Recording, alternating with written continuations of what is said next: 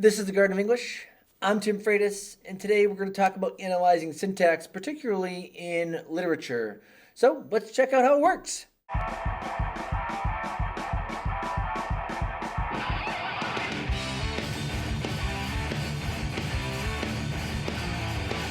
All right, welcome to the Garden of English, and I am really happy to be doing this particular activity with you all because I think that sometimes syntax is the most underanalyzed but yet most important element of conveying language in literature. I'm not going to talk about poetry here today, though. I'm going to only talk about prose, but I will also give those that are studying lit a prompt to go with what we're going to look at for today. Before we get into things, though, I would like to just give a huge shout out to the Patreon supporters for the Garden of English who are right up here.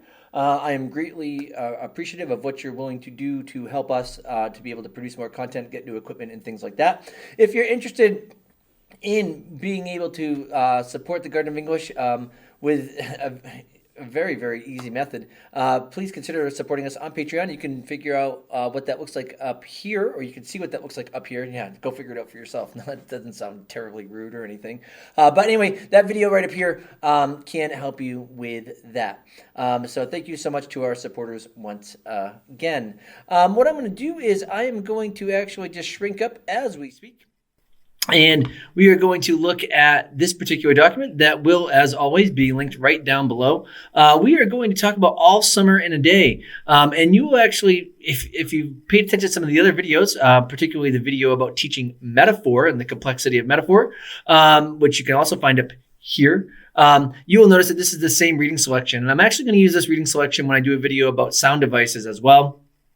Because this is just really quite excellent. But today we're going to focus on syntax. Now, you will notice that I do have a lit analysis prompt. This exercise can actually work fine in a nonfiction setting. Like if you're teaching AP Lang and you want to teach kids about syntax, you can use this, but just know that because this is fiction, it's probably easier and more applicable to use in a lit classroom, especially if you want to use this prompt that I wrote for it. But anyway, this is just a reading selection that comes from All Summer in a Day. It's probably the most delicious reading selection from that entire story, even though the whole story is quite fabulous.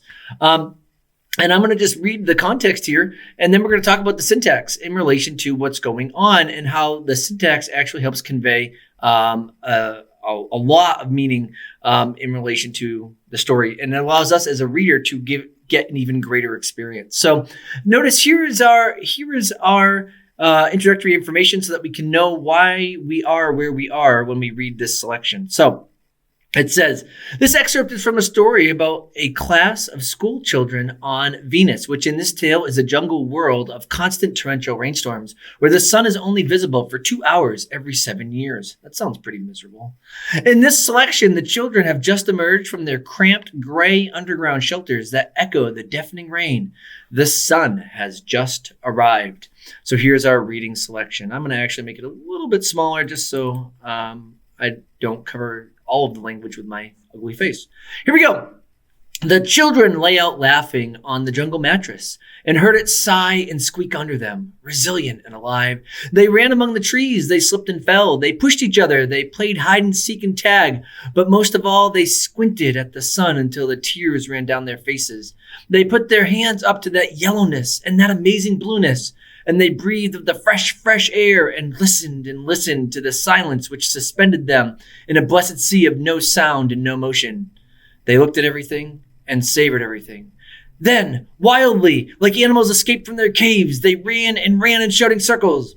They ran for an hour and did not stop running. What an excellent, enriching passage. So now let's actually talk about some elements of syntactical patterns that we want to look at here. Okay. Now, the first thing that I want to point out is the most obvious element of the syntactical pattern. And that actually shows up right down here where it says they looked at everything and savored everything. So I am going to, I'm going to highlight that in yellow. Actually, you know what? I'm going to highlight that in a red color here because I think that might be more applicable to what we're going to provide for commentary on that. So we have this in red. And the reason why I bring this up here is because if you look at what's going on in our sentences, let's count how many sentences we actually have. We've got 1. I keep scrolling. I've got number 2. I've got 3.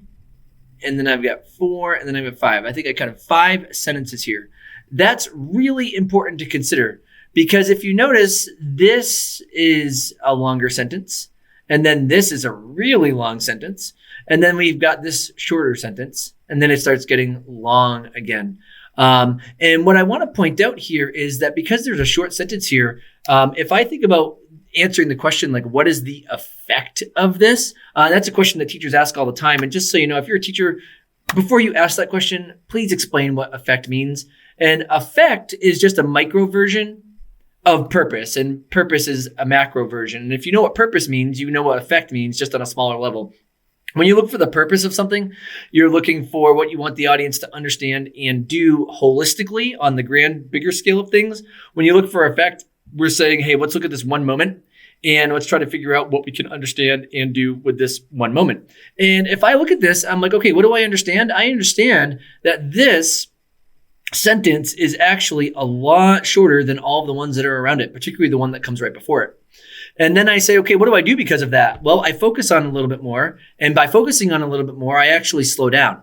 Now, what's really cool about that is that look at what the kids are doing throughout this whole piece, okay? We're going to change to a green highlighter here, right? Throughout this whole piece, the children are laying out. Okay, let's get that L highlighted there too. Good. They're laughing. They're hearing. Okay, they run. Okay, they slip. And we'll try to get that S in there. They slip. They push. Oh, I don't know why I can never get it right at the beginning, right? But they push. They play. I'm going to do played here. Good. Okay. They squint. All of these beautiful things. And for all of you that are judging me for not getting the whole word every time, please continue to do so. It's terribly ridiculous. They put there we go. Come on, right? This is harder than it looks here, folks, right? They put their hands up, okay? And they breathe. All of these things. Hey, there we go. Last time, right? And then they listen, and then they listen. All of these elements here. I'll look at all of these active verbs here, okay? And then once they get there, well, they're doing all of these things, and now all of a sudden this sentence right here, that's when they stop.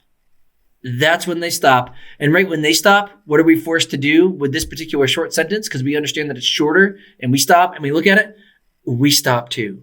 So notice that the syntactical structure here is actually forcing us as the reader to have the same experience as the children here as they're out and running. And that's super invigorating. And the moment that they actually finish their pause, look at how this sentence is constructed. Then, wildly, like animals escaped from their caves, they ran in shouting circles. And notice that we actually have all of these kind of action verbs showing back up again, the ran and the ran. We've got that small pause even right here. We get these metaphors about the animals. So we start seeing the energy coming right back in.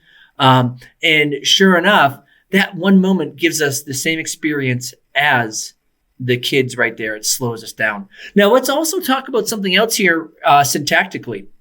There are a couple other things that I want to point out. Let's actually look at the verbs that I highlighted. Now, there are more verbs that I did not highlight in here, like sigh and squeak and suspend and things like that. But let's just look at the verbs that I did even highlight here. And let's talk about this for just a moment, because we have a total of, like I said, I think 5 or 6 sentences here. And in those 5 or 6 sentences, we've got 1, 2, 3, 4, 5, 6, 7, 8, 9, 10, 11, 12, 13, 14, 15, 16, 17. We have 17 verbs that I've actually highlighted. And if you go back in here, I think you actually get up to about 32. So there are 32 verbs over a span of 5 to 6 sentences here. Well, why is that important syntactically for what's going on in our story? Let's go back to what we have going on up here, right? The sun is only visible for every 2 hours, for 2 hours every 7 years.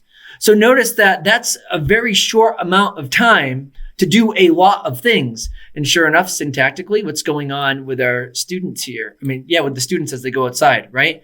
There's a short amount of time, a short amount of space to do a whole lot. And so that's why there are so many verbs that actually show up in this passage. I'm going to go through and I'm just going to highlight some of them. If I start at the end, that's going to work much better, right? So we'll just highlight some of these here so that we can hit almost all of them. Let's see. They squinted. All right. Tears ran down their faces. So that's fine too. They put up their hands. Okay. Suspended them. Good. Okay. Up, missing that S again. This is hard. We've got escaped from their caves. They ran and they ran for an hour. They did not stop running. All of these elements here, look at all of these verbs in that small little section there. And so syntactically, if you look at the way that the verbs are constructed and even the parallel structure there with the they ran, they did this, they did this, they did this, you see that repetition, right, of those lines there.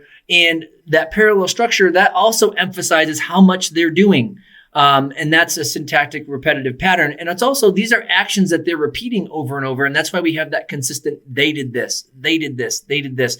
So there's a lot of good stuff that you can actually analyze syntactically in here. And there's actually way more that you can analyze in this passage as well. That's why we're going to use it for a couple different videos. But this is just what I wanted to look at. How do you analyze syntax? This is a great way to do so while just looking at verbs and the verbs, the way that they're constructed and the parallel structure that's here. And you could even say it's almost an aphorism because of the, each line starts with they ran and they slipped and they fell. Oh, one other thing that's also a syntactical point, and I can't remember if it was a student of mine that pointed this out probably in like 2011, but when you actually think about comma rules themselves, commas are used when you list things or when you connect two independent clauses, there are other times when you use commas as well.